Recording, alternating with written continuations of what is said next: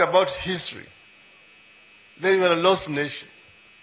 Because you are likely to repeat the same mistakes of the past unless you can learn from history. That's why it is very important to remind our newer generation where we are coming from as a people. The first liberation brought this country the political independence in 1963.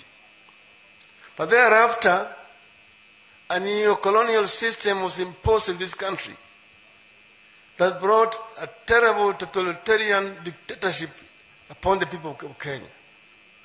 This is what actually inspired the people to rise up and demand freedom.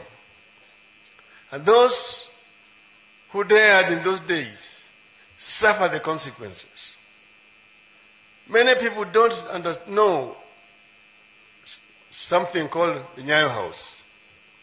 They talk about Nyayo House, they think maybe it is the current Nyayo House which you see up there. In Nyayo House, down there in the basement, there are cellars, there are cells, torture chambers. When you go in there, the rooms which are painted differently. There's a room which is completely black, all the walls are black. Another room where all the walls are red. Another one where all the walls are white. Now it depends on your category. If you are somebody who is meant to be tortured seriously, you're taken to the room where all the walls are black. But by the time you've been arrested and you're chained, then they tie your eyes, they put you in the back of a Land Rover, they drive you around the town. When they come around about, they go around about 5 times so that you get disoriented. Then you end up there in the cells there and there. Then when they put you in the cells, there's a water tap which they open, and then the water will drop into the floor.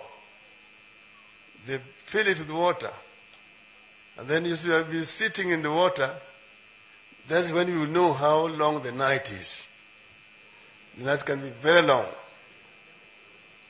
Then in the morning, they will take you again, they handcuff you, they tie your eyes, then they take you into a lift up to 23rd floor. And then there you find yourself at the top of the basement of the Nyayo House. Then now, they will tell you that you must now confess.